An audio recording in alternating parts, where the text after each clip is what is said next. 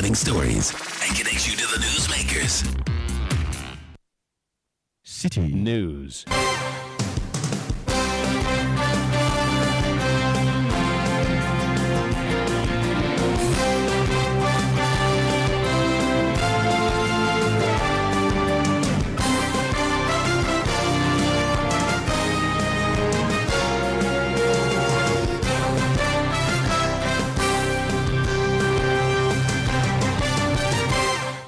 It's midday. Hello, good afternoon, and welcome to the Citi Prime News. We are coming to you live from our studios at number 11, Dr. Martin Loop in Adabraka, Accra. My name is Ajua Tenkrama Domina. Coming up, Colleges of Education Teachers Association of Ghana.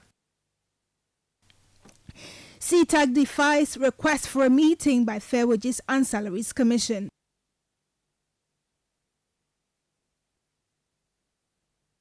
It came at a point that we were scattered across the country. There was no way practically, my good self in Kumasi, somebody at Hohoe, somebody at Pusiga, somebody at Abetifi, at Dan, Takrade, can all present ourselves 10 o'clock in Accra today.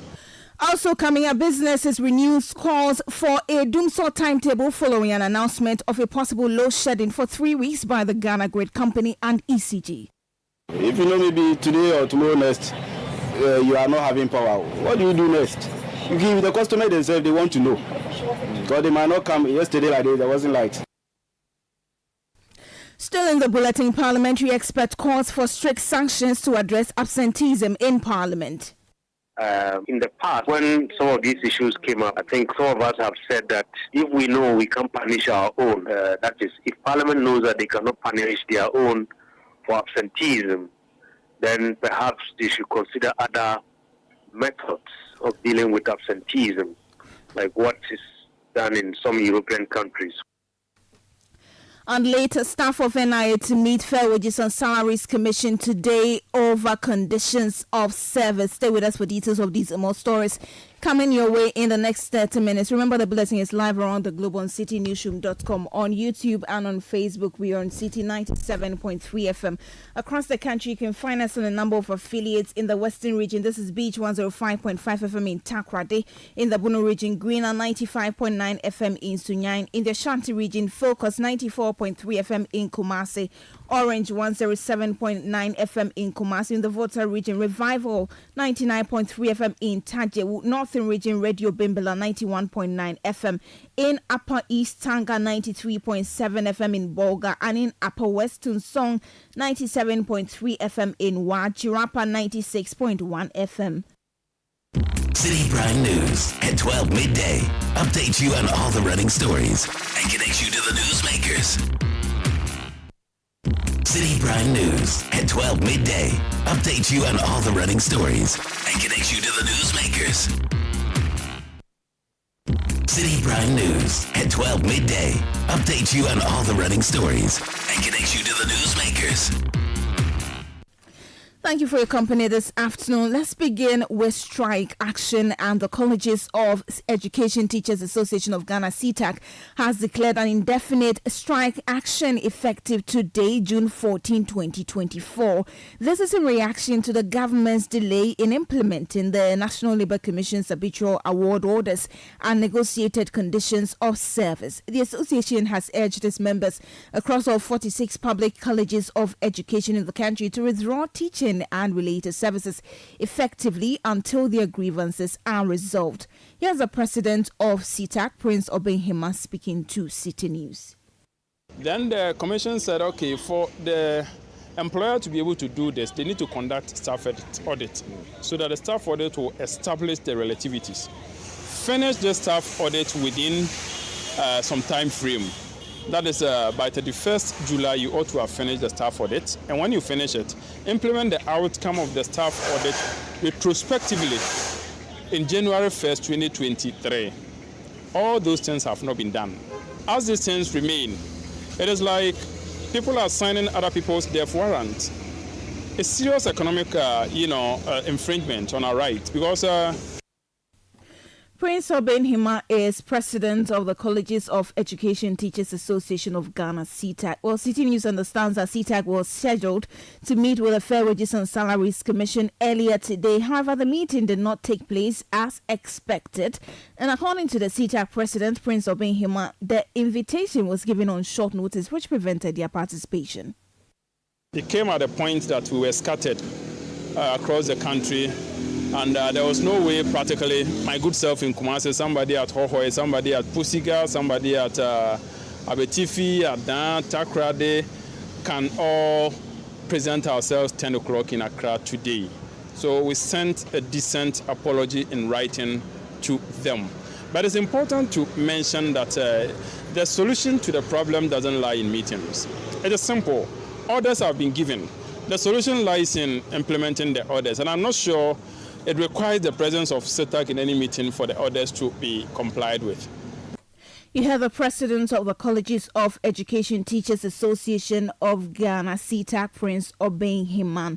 Well, let's talk about another meeting that's scheduled to take place today with the Fair Wages and Salaries Commission, and that's between the Fair Wages and the staff of the National Identification Authority, who have been on strike for some time now, and they have been expressing confidence in their scheduled meeting today. The union initiated a strike, which was called off following a directive from the National Labour Commission allowing negotiations to proceed. The strike had severely disrupted operations at various NIA centres, leaving numerous individuals seeking services stranded.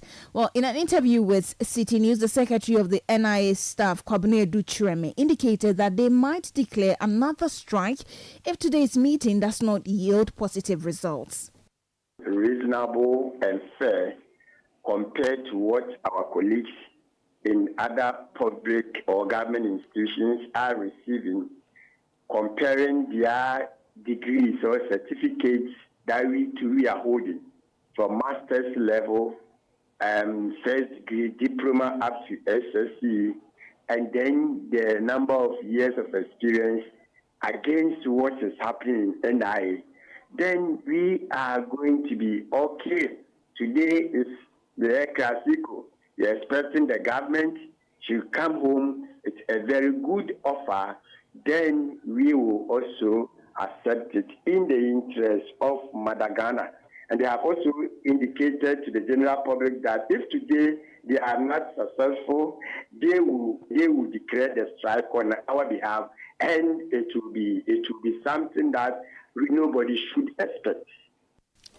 That was the secretary of the NIA staff, Kwabena Duchreme. Now, a governance analyst, Professor Bafo Ajimendua, says any review of the 1992 Constitution must rather focus on limiting the excess powers enjoyed by the president. His comments follow the presentation of some highlights by the Constitution Review Consultative Committee, which, among other things, calls for the payment of tax by presidents on their salaries and emoluments, also capping the number of members of parliament and ministers, among others.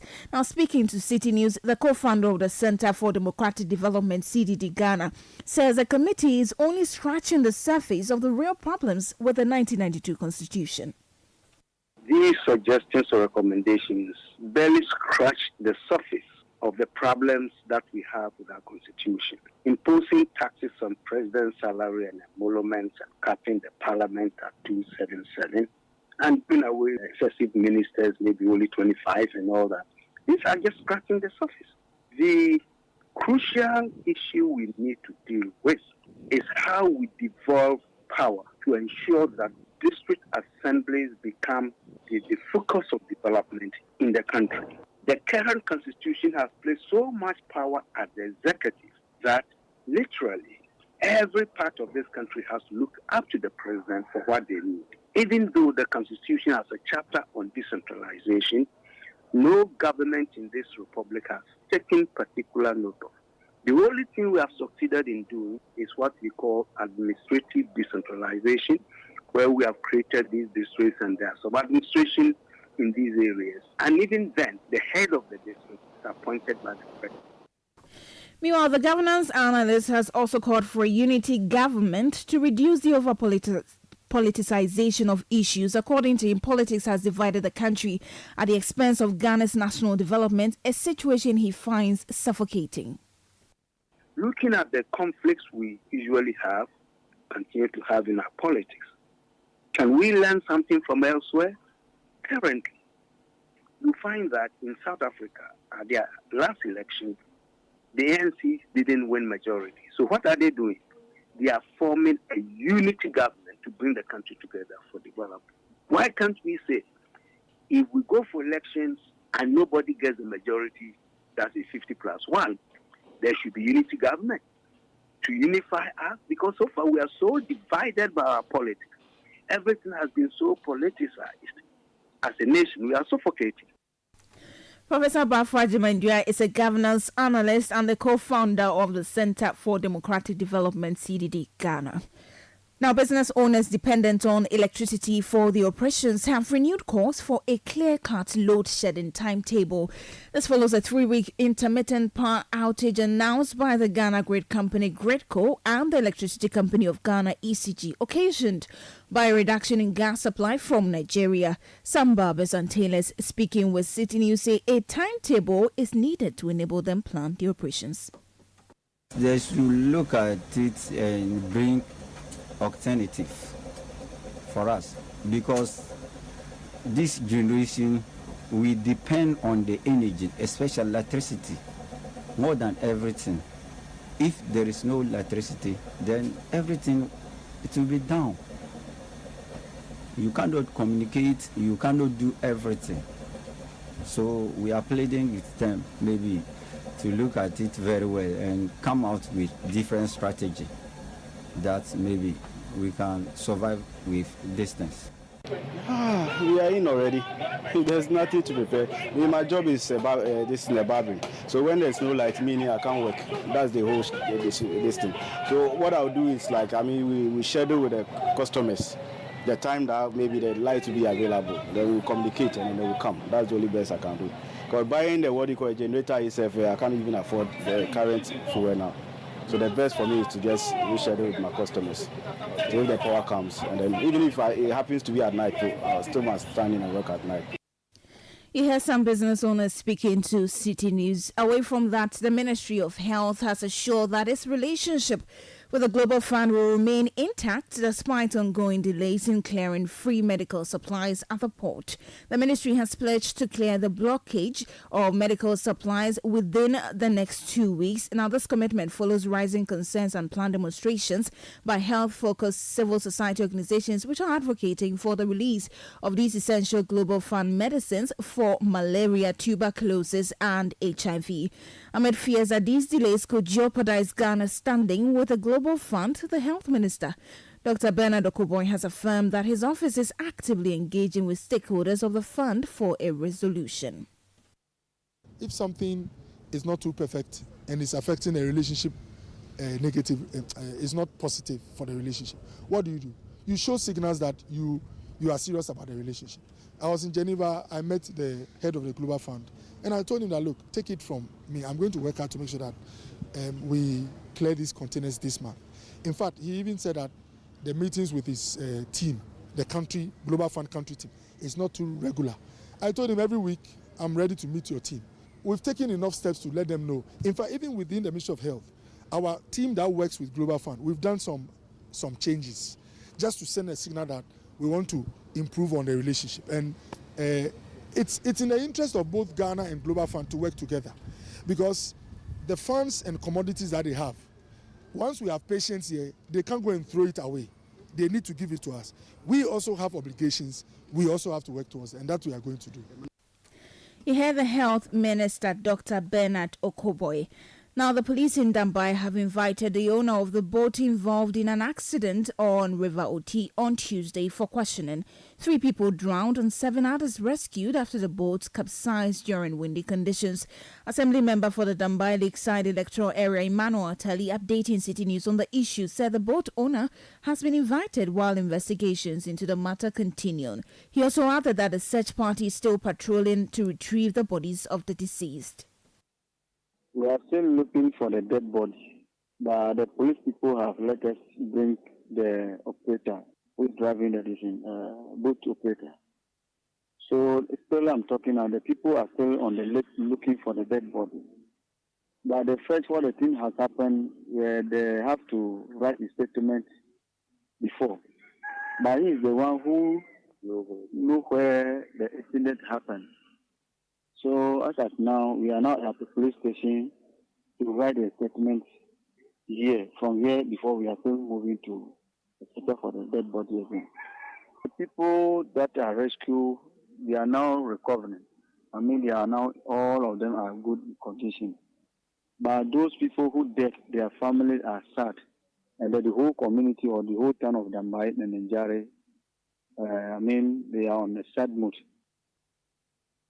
You have the Assembly member for the Dambai Lakeside electoral area, Emmanuel Atali. You're still listening to the Citi Prime News. When we return, parliamentary experts calls for strict sanctions to address absenteeism in Parliament. We'll tell you more shortly. Don't go away.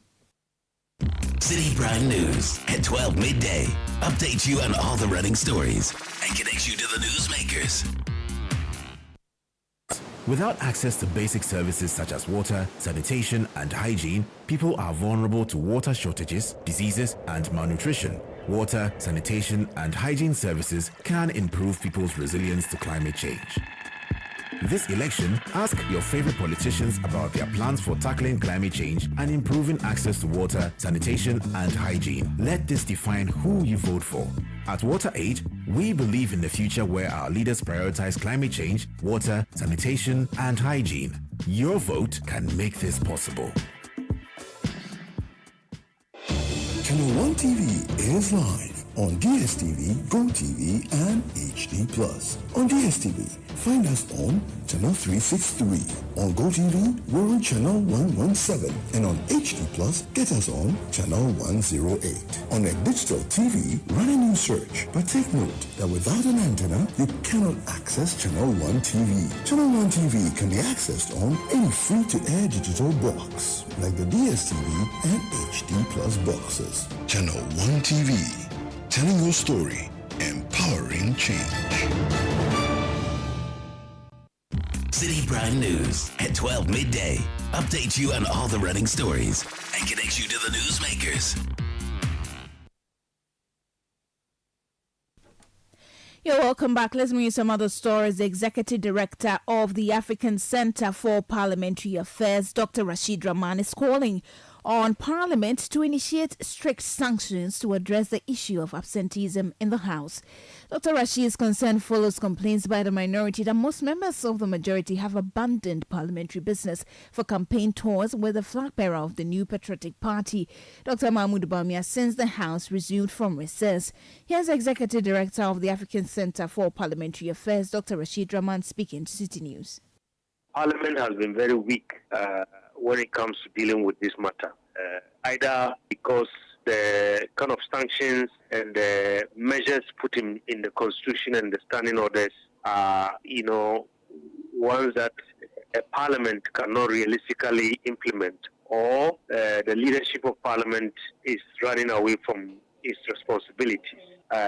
In the past, when some of these issues came up, I think some of us have said that if we know we can punish our own, that is, if Parliament knows that they cannot punish their own for absenteeism, then perhaps they should consider other methods of dealing with absenteeism, like what is done in some European countries. Otherwise, because there is no real sanctions regime, people can just walk away from Parliament and show up anytime because they know nothing is going to happen, as has been the case over the years. So maybe that's why a number of them are following the Vice President in droves.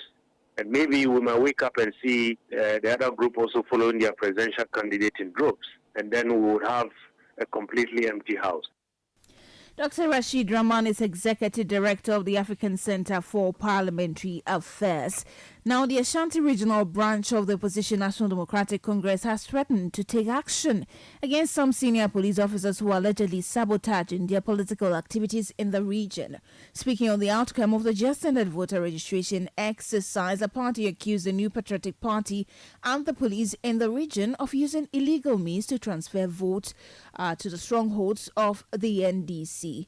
The NDC, however, called on its members to resist the move by the police and the NPP. Here's the Deputy Ashanti Regional Secretary of the party, Ba Atamfo. It is evidential to note that just yesterday, the police arrested 2 MPP supporters from Abodon Kotria in Bekwai constituency, where they have collected a number of voter IDs from NPP supporters with the promise to transfer their name to New Edubiasi constituency as one of the targeted constituencies by the NPP. To our utmost surprise, the police granted them bail on the basis of order from above. We believe that some high-ranked police officers are keenly involved in perpetrating this act and wish to unambiguously remind those police officers that we will not be intimidated by insisting on our rights as citizens of Ghana, and that there will definitely be a day of reckoning for this act, for their actions and inactions. That is a promise we are giving to these police officers, and we are going to live by that promise. Bar Chamfor is the Deputy Ashanti Regional Secretary of the National Democratic Congress. Away from that now, Chairman of the Africa Regional Conference on Education and Skills Development, Professor Jofus Anamwa-Mensah, has stressed the importance of promoting critical thinking and service-oriented learning at the basic education level. According to him, 9 out of 10 students aged 10 in Ghana do not have proficiency in literacy and numeracy.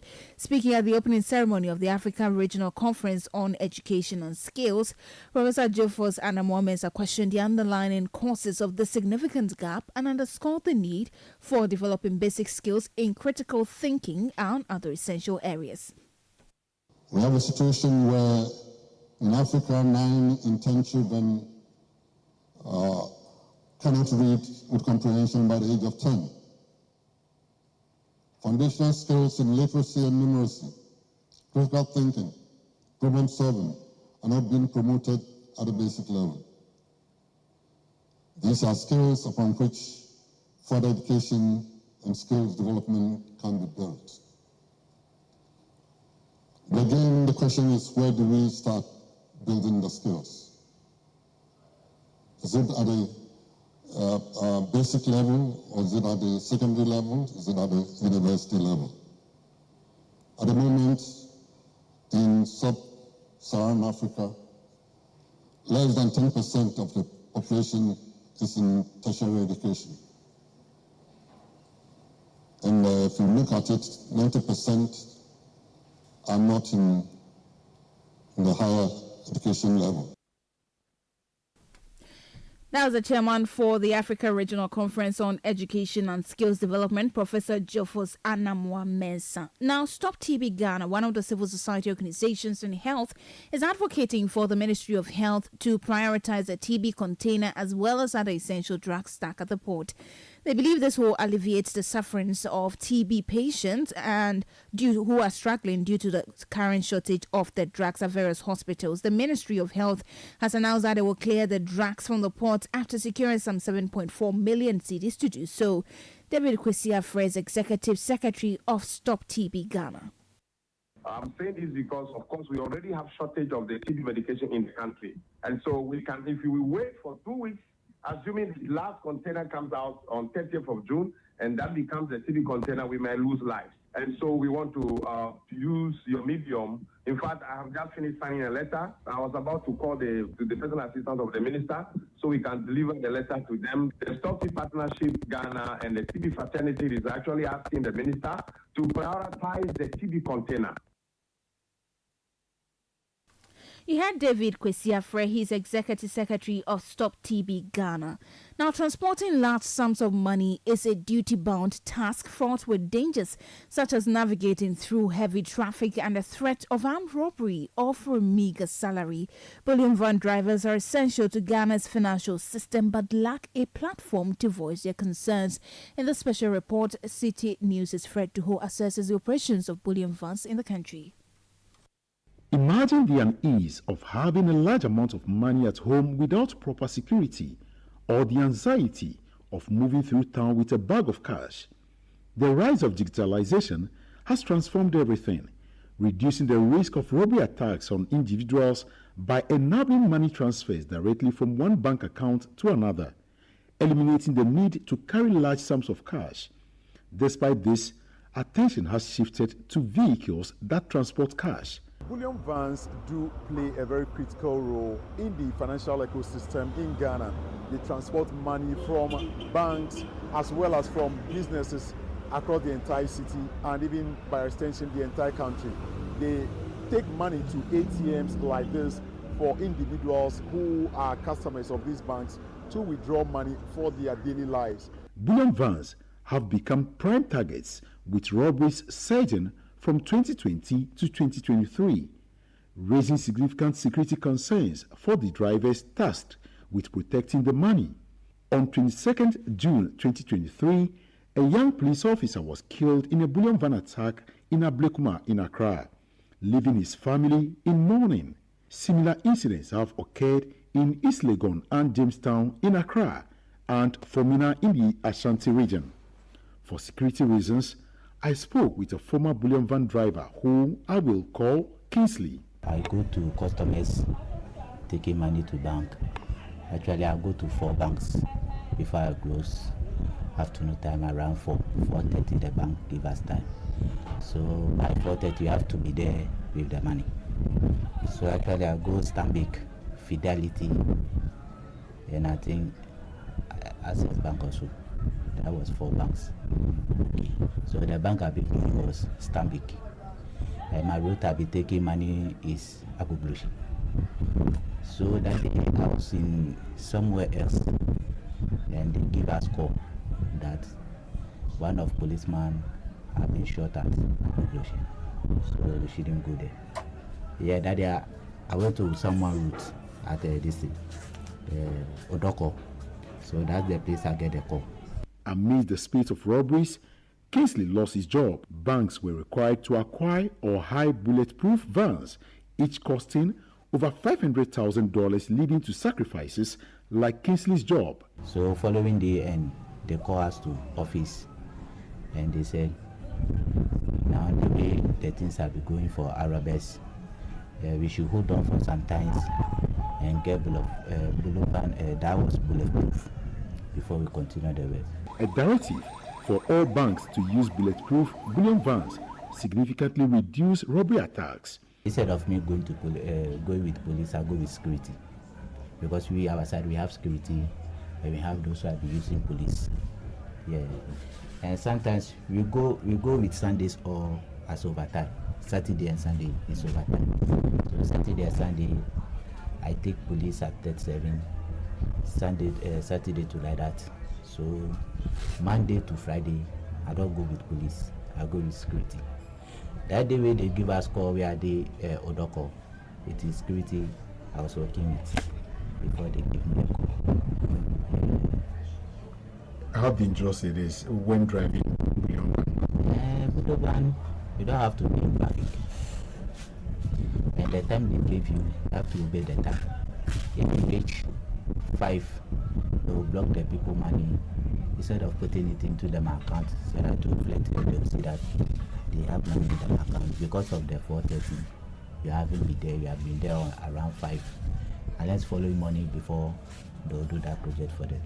So by 4:30, you have to be smart driver and be there before 4:30. For this report, I spoke with a driver I will call Wilson. When you are driving, you have to be careful.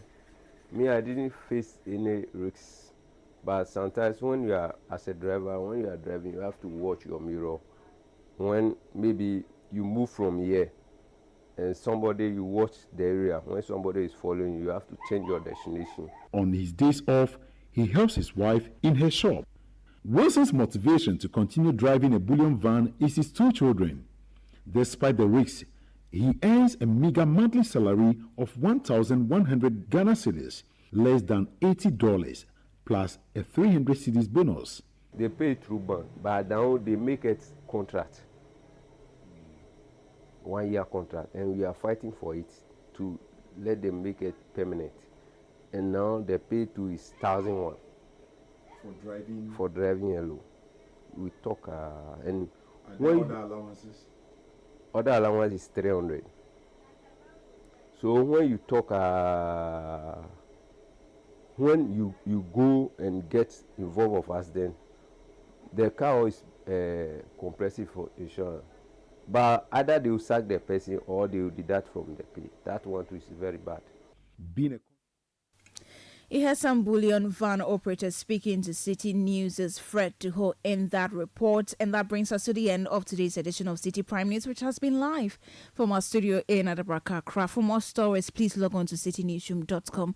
My name is Adjoatin Kramadomna. Thank you so much for your company. Have a good afternoon. Citi News, we speak first. Reach our hotline on 0302-224959 and get interactive on Facebook, Citi 97.3 FM, and on Twitter at Citi 973.